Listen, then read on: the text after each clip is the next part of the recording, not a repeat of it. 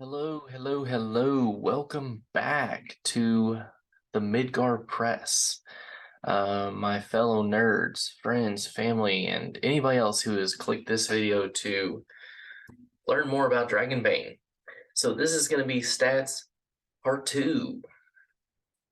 Um, explaining the stats can be very lengthy at times, and I apologize. I know it can be boring. I try to make it as lively as possible, and we will continue on to see how we go. So we last ended off where we have our kin, our age, our profession, our name, the attributes, multiple things that go with that as far as damage bonus strength, damage bonus agility, our movement, and we've got our skill numbers. And we left off here on page 25. Let's go to the next one to see what we're getting into. So, yellow, heroic abilities. Heroic abilities are special abilities that give you the specific advantages and benefits in the game. You will find a range of heroic abilities in the next chapter. We'll get there. And more that can be added in future supplements. I'm excited. I really am. Do you all know I'm excited yet? Do you? You start the game with one heroic ability determined by your profession. You gain new heroic abilities during play, and that's page 29. So we've got a couple pages. Note that some heroic abilities require a minimum skill level. Such requirements don't apply to your starting heroic ability. Now, mages, if you play a mage, you do not get a heroic ability at the start of the game. Your magic will make up for that disadvantage, and believe me, it does. You can earn a new heroic ability during play, just like other professions. However,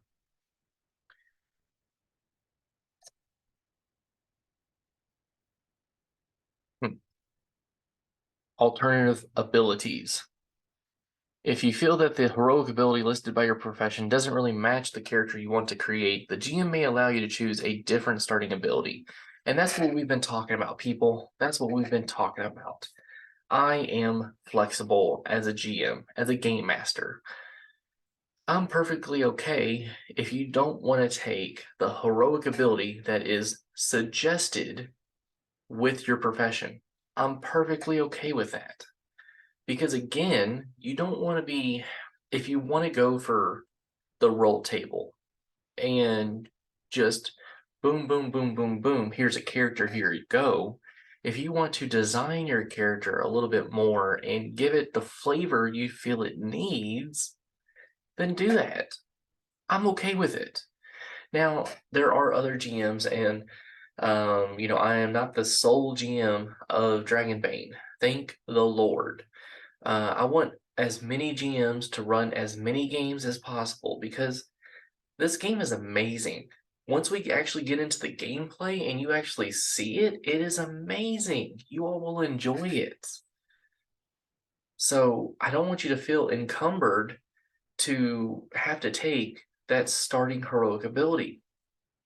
And we'll get to there. We'll get to that. I promise. I promise. Just wait a couple episodes, okay? Just wait. Weaknesses. Let's talk weaknesses. So right here, it says your character is capable individual risking their life and limb for, why does it say risking their life and limb? Wouldn't it just, isn't risking your life enough?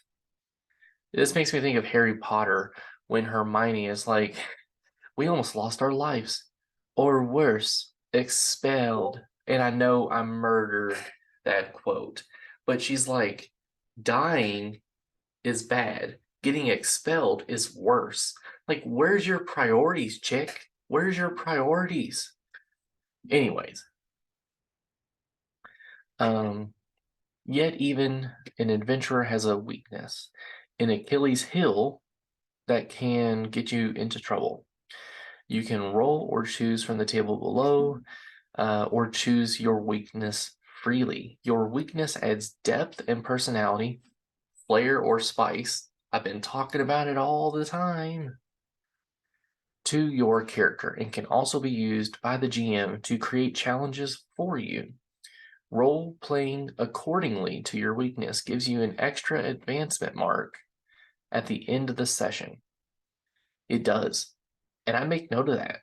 I am all for giving my players advancement marks. The better they are at this game, the least likelihood that their character could die. Plain and simple.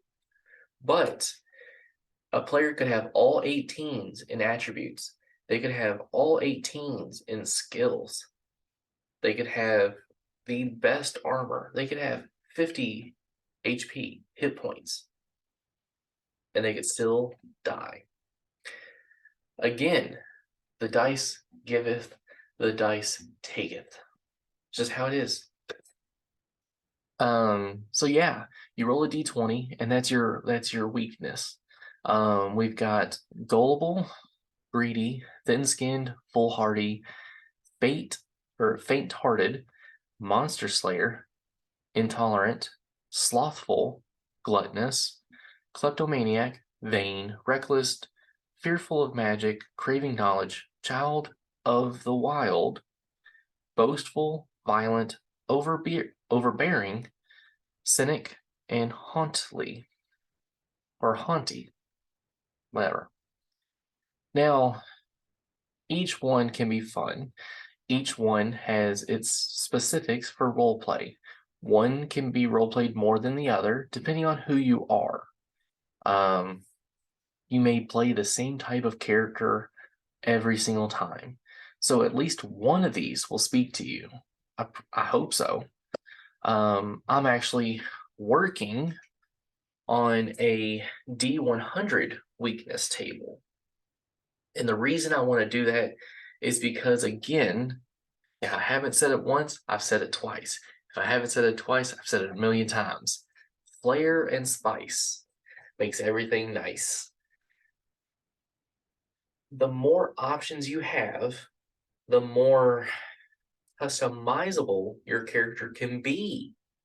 Now, again, I know there are players that are just like, just give me a pre-gen, something that you've already made, and let's go. But there are those characters, there are those players that want to customize every aspect to the very fine detail. And maybe one of these 20 or all these of the 20 don't speak to them. So I am working on a much larger table. Once that is complete, I will make sure to drop that in the comments, and I will make sure to make a video of it at some point. So don't worry, I'll keep you informed. But one thing I want you to notice on here, number 7. It says intolerant. Nightkin, such as orcs and goblins, are evil and need to be fought. So it says nightkin. So we're already classifying the orcs and the goblins as nightkin. We haven't even gotten to the bestiary to talk about orcs or goblins, because orcs and goblins are not a PC, a playable character, or a PCR, a playable character race. It's just not there. At least right now. I guarantee it will be in a future supplement, some further expansion. I know it will. But it's telling us right here that they're nightkin.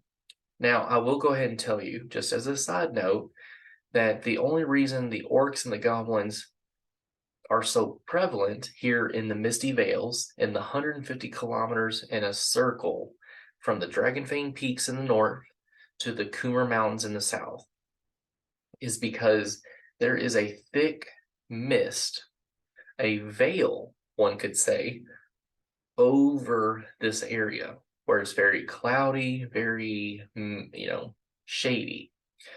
So That's why the goblins and orcs can be out in the daytime and the evening. If there was no veil, they would not be able to be in the sun without receiving a bane to anything that they do. So, just a little fun fact for you. Let's go ahead. Because we're a bard, we're going to be fearful of magic. Magic is an evil force, and the mages cannot be trusted. Sure.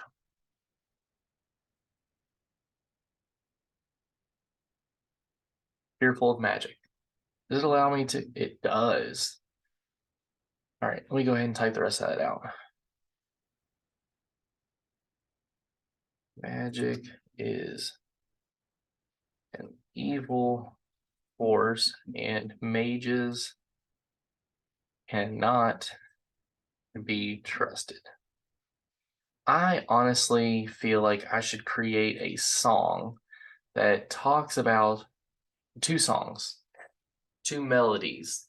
One, how magic is evil, and the second one, mages cannot be trusted.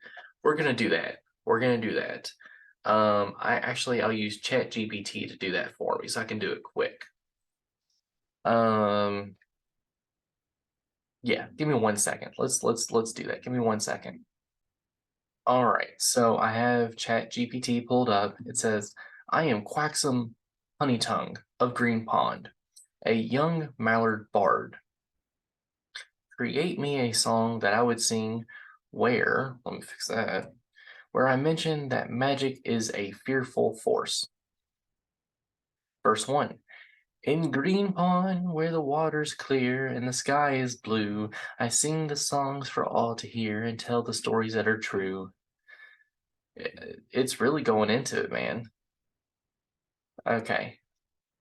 I'm going to allow you, I'm not going to sing the song, but I'm going to allow you to pause and read. 1 Mississippi, 2 Mississippi, 3 Mississippi. Scroll down. I will allow you to now pause and read. 1 Mississippi, 2 Mississippi, 3 Mississippi. All right, so now we need to do the same thing, except for the part where we cannot trust mages. Where I mentioned that I do not trust mages. Let's see what it creates.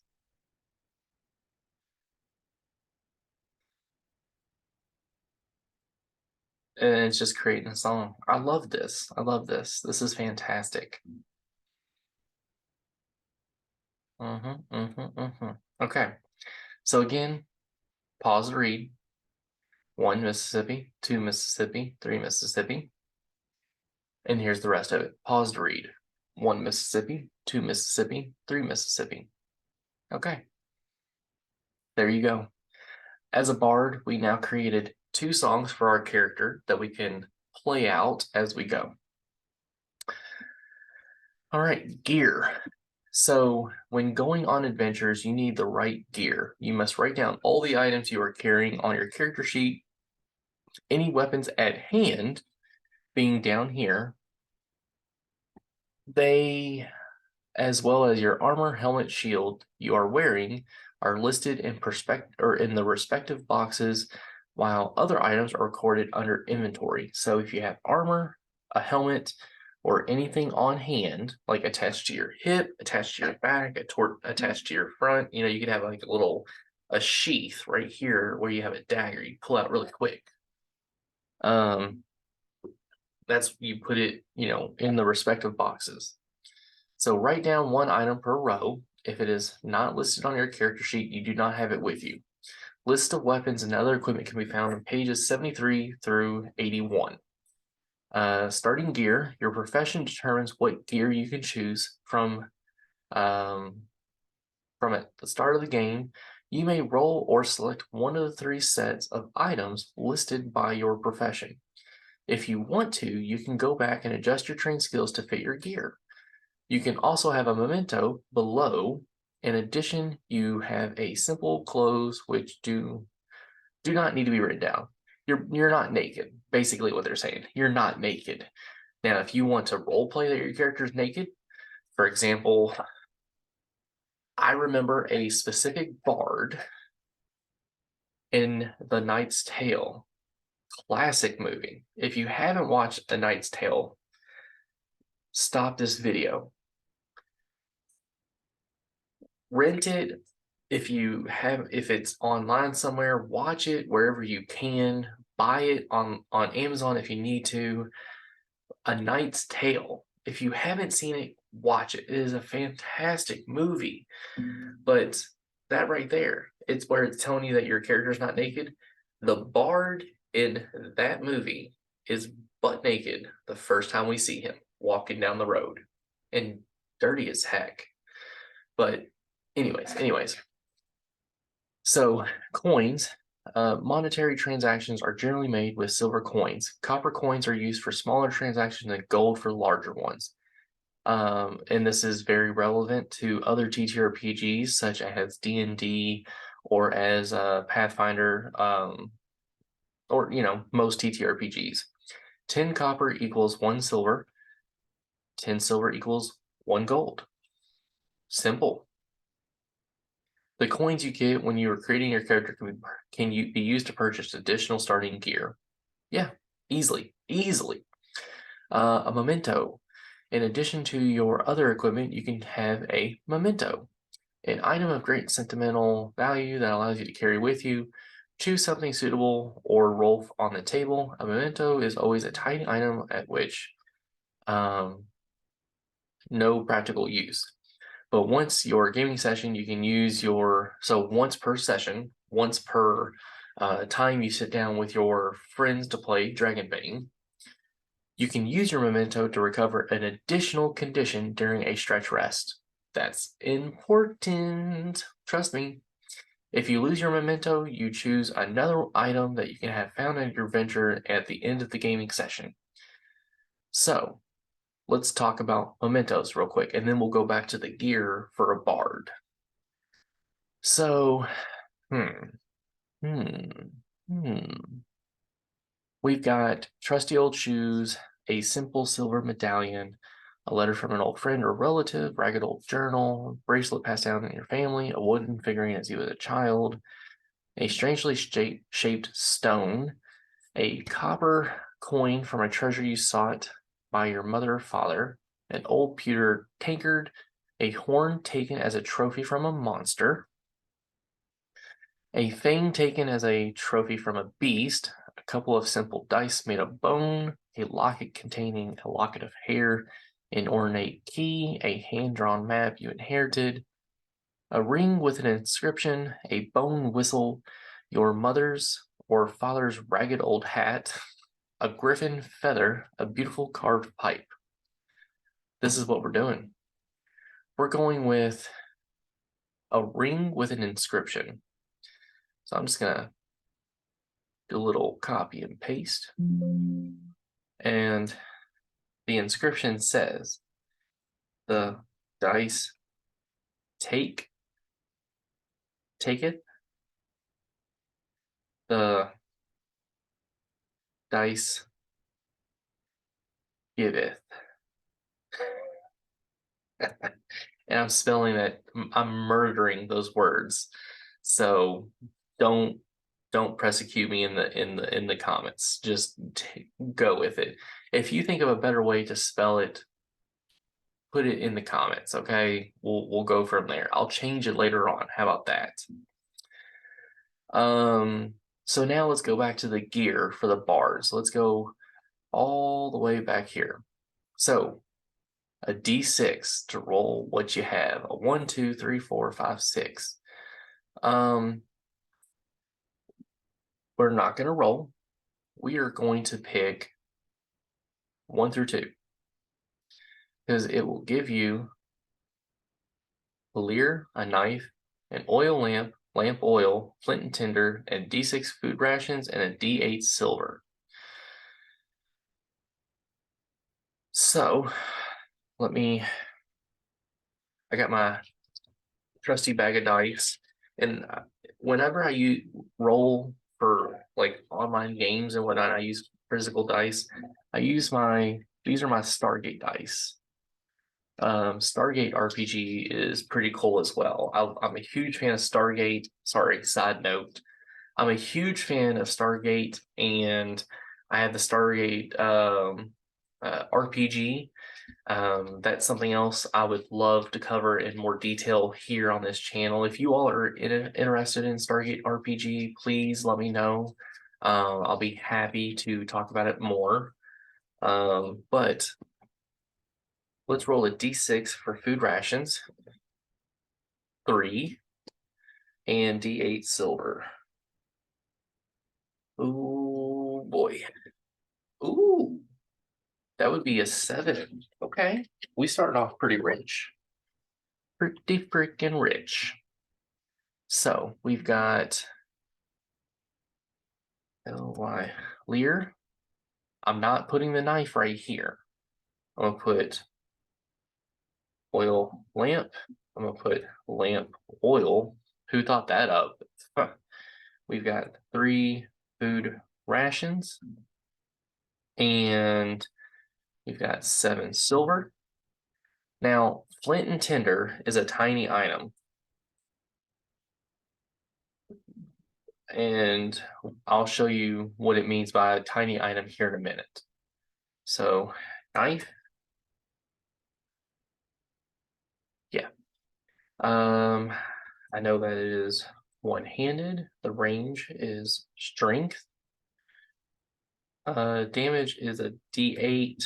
Durability, I think, is a 6. Features, it is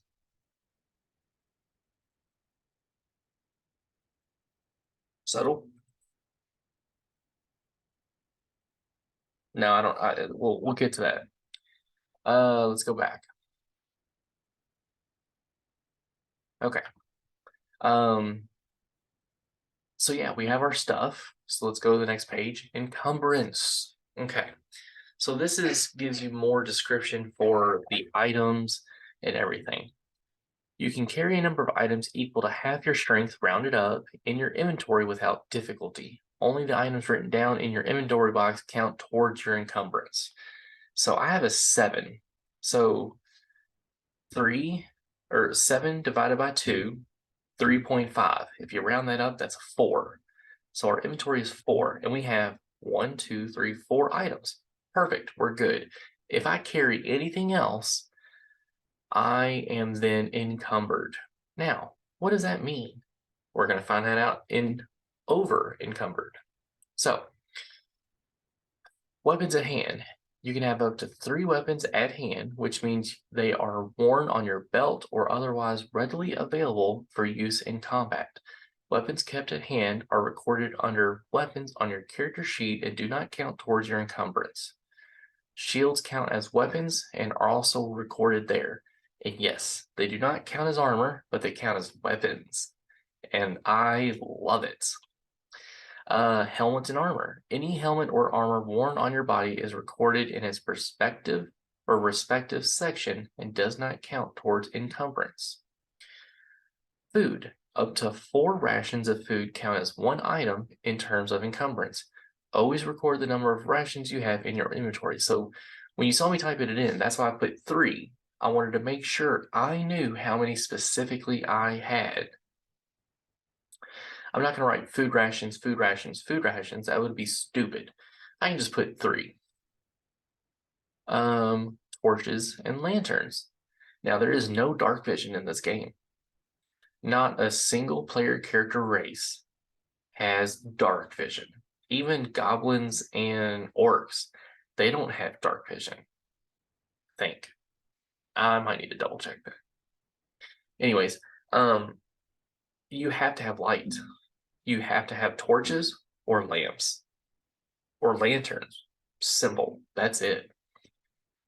A torch, a lamp, lantern is an item. Their fire may go out in page 52. We'll check that out later. Lamps and lanterns can be refilled with lamp oil. Oh, sorry. Arrows and sling stones. You do not have to count every arrow you're carrying. Instead, each quiver of arrows counts as a single item. As long as you have the quiver, you can use your weapon. Sling stones do not need to be noted down at all. You are simply assumed to be enough of those. Excuse me. A backpack increases your carrying capacity by 2. It does not count towards your encumbrance, but you can carry one item or one backpack at a time. So it's not like you have 10 slots right here, so you have 10 backpacks that gives you 20 more inventory. No, it doesn't work like that, homie.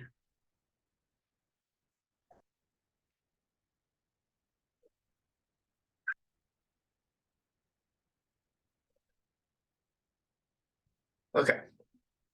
Heavy items. So really heavy items count as 2, 3, or even more normal items in terms of encumbrance.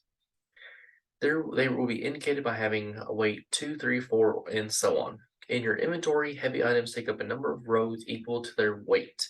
If no item weight is specified, then it's always 1. So if I have 2 rows, like say 5 and 6, field kitchen, that means it takes up 2 items. It's not that I have 2 field kitchens, it means I have 1 field kitchen takes up 2 items. Check it before you wreck it. Tiny items, small and light items that can be hidden in a closed fist are called tiny. Items of this size do not affect your encumbrance at all. Tiny items recorded in the section of the character sheet, so they don't take up inventory. Coins. Single coins count as tiny items that do not affect your encumbrance as long as they are fewer than 100. 100 to 199 count as 1. 200 to 299 count as 2, so on and so forth. So coins do count as encumbrance, unlike, I feel like in 5th edition of D&D, it's just like the running joke, I have $10 million. Oh my gosh, isn't that heavy? No, it's not, because it doesn't count as encumbrance. It's yeah, it's done. It's people do that. Anyways, over encumbered. You can temporarily carry more than your normal encumbrance limit. In this case, you make a strength roll whenever you want to move in a round of combat or walk for a shift of travel. If your roll fails, you must either drop what you are carrying or stay where you are. Carrying others. When carrying another person, you automatically count as over encumbered and cannot fight in combat.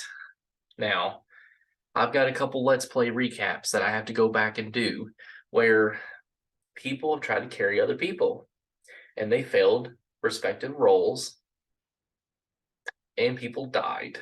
Player characters died. I'm just going to leave it at that. That's a little teaser for later on. Riding animals and vehicles. If you have a horse or some other riding animal, the animal can carry your gear for you. Wagons and boats can carry even heavier loads, and you can find them in the gear list on page 81. So we'll get there. But appearance. This will help finish our character sheet for the moment. On the character sheet, you can write down something about your character's appearance. It does not have to be a detailed description. One or a few distinct features is enough. Choose for yourself or make one of the roles on the table. So let's check out the table. We've got appearance, D20. So ugly scar across your cheek, strange headgear, abnormally pale and pasty.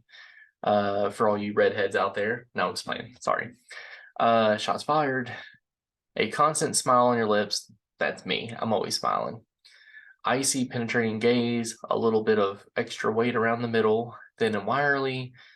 Abnormal amounts of body hair, depending on kin. Balding, depending on the kin. Prominent tattoo. Foul body odor. Glorious hairstyle. Limp. Filthy. honest blue eyes. I have blue eyes, by the way.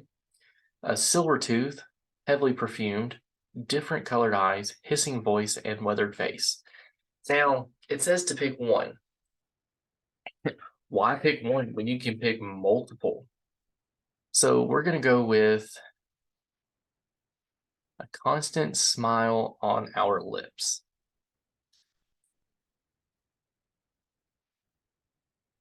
We're also going to go with a glorious hairstyle because obviously we have that. And we're going to go with a silver tooth because who doesn't love silver teeth? Maybe I could pull that tooth out and use it as a silver coin. Maybe. So then we can go into experience and then skills. We'll cover experience and then we'll wrap this up. So experience. Life as an adventurer brings many challenges, and if you survive, you are sure to change and maybe even learn a thing or two along the way. Advancement marks. Now, if you've looked at the character sheet, it does not say level 1. It doesn't say level 2, doesn't say level 3, doesn't say level 20, 99, 3000. It doesn't say any of that. But we do have skills. And we've already talked about the skills saying they go from, they go up to 18. Now, obviously, our skills are not at 18s. I've got 4s, 5s, 6s, 10s, 11s, and 12s. That's what I have possible. Well, no, I don't have 11, so I can't. No, anyways, sorry. What it's saying is that whenever a dragon or a demon is rolled in the game, when using a skill check, you tick the box next to that specific skill. So if I, as the GM, have a player character, trying to jump over something and they're using their acrobatics, if they roll a dragon, which is a 1, or a demon, which is a 20, they put a tick mark next to acrobatics. At the end of the game session, the GM asks you the following questions about the session you just completed. For each question that you reply yes to, and you can justify your answer, you may place another advancement mark next to an unmarked skill of your choice. The GM has the final word, but should not adopt a permissive attitude. Did you participate in the game session? Did you explore a new location? Did you defeat one or more dangerous adversaries? Did you overcome an obstacle without using force? Did you give in to your weakness? And again, that's an optional rule, but I like it. I'm using it. So the advancement mark or advancement rolls. After placing all your marks, so again, you can have all of these. Okay, you have all of those. It says, after placing your advancement marks, roll a d20 for each of them. If the result exceeds your current skill level, it is increased by 1 up to a maximum of 18. Once you have made your advancement rolls, erase the marks and start over in the next game session. Now, I've told you, this is a roll under system. If I'm having you roll an acrobatics skill check, mine is a 10, or Quaxum, his skill check is a 10. If he rolls 10 or under, he succeeds. If he rolls 11 or higher, he fails. So again, it's a roll under system. It's simple, it's easy. It takes a little to get used to because in most games, such as D&D, Pathfinder, you roll over this. It's a rollover system. You know, if I tell you the DC is 10, you have to roll a 10 or over. If I tell you that the DC is 20, you have to roll a 20 or better. If I tell you the DC is 30, you have to roll a 30 or higher. It's just how it is. Unfortunately, not in this system. Again, it's a roll under. There is no DC. Your character can physically, mentally do anything in this game. Any profession, any kin, it doesn't matter. It does not matter. It's all about the dice roll. Because again, the dice taketh or the dice giveth. So it says if the result exceeds, okay, big word, exceeds your current skill level. So if I'm rolling my advancement roll for acrobatics, if I roll a 9, it does not go up 1. It doesn't go down 1 either. It just stays still. If I roll a 11, it goes up by 1. If I roll a 19, it goes up by 1. Only 1. That's it. So then you erase all the marks, and your character can now do better things slowly. Teacher, a shift of intense training. Remember, a shift is 6 hours. A shift of intense training with a teacher whose skill level is 15 or higher and exceeds your own gives you an advancement or an additional advancement to roll to improve your skill in question. Make the roll immediately without waiting for the session to end. However, a teacher can only raise a skill level by 1.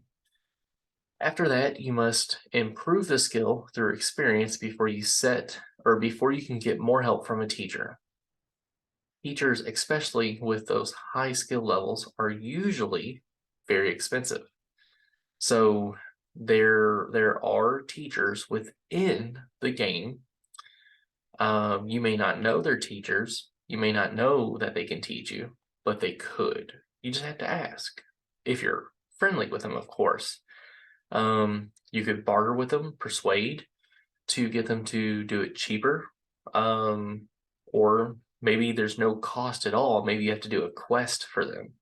Maybe you have to get them something they've been wanting. Who knows? You don't know till you ask. Magic. A school of magic that you already know can be improved just like any other skill. However, learning new skills or new spells and new schools of magic requires special training. For more information, see 5 or chapter 5. Heroic abilities. You can earn new heroic abilities during play in 2 ways. When you increase a skill level to 18, you immediately gain a new heroic ability of your choice. After a grand heroic deed, the GM or the adventurer can reward you with a heroic ability. This should be a rare event, never more than once per standard length adventure. Now there is another way. Overcome weakness. If you, and this isn't for heroic abilities. This is for advancement marks. And because this is in a green box, it is optional. If you during the session acted in a way clearly goes against your weakness, you get 2 advancement marks instead of 1 for whatnot. You now also overcome that weakness and can remove it. You must then play a full session without a weakness. After that, you may choose a new weakness, preferably based on something that has occurred in the game. And that's all role play. That's role play, baby. That's what it is. If you overcome your weakness, you get 2 advancement marks instead of 1. You play a whole session with no weakness, and then at the start of your next session, you take a new weakness based on what your character has done so far in session. It makes sense. It's easy. Yeah. Now, the reason they cap the skill level to 18 is because no matter how good you are at something, you could still fail it. Plain and simple. Plain and simple. No matter how good you are at it, you can still fail. So if you have an acrobatics of 18, there's still the potential of a 19 and a 20. It's not a very high potential, but there's still a potential that you could fail. And that's what they're trying to do. They're trying to say that you're never perfect. You're just good enough. That's what they're trying to say. So, thanks for hanging out for part 2 of the stats. We're going to go into the skills. We're going to go in super detail for all the fun stuff on the next episode. So, thank you again for sticking around this long. Go ahead and comment. What skills would you get to 18 first? I know it depends on your profession, but tell me in the comments, what skills would you get first? But make sure to comment, like, subscribe, and of course, as always, live on and game on, my friends, my fellow nerds.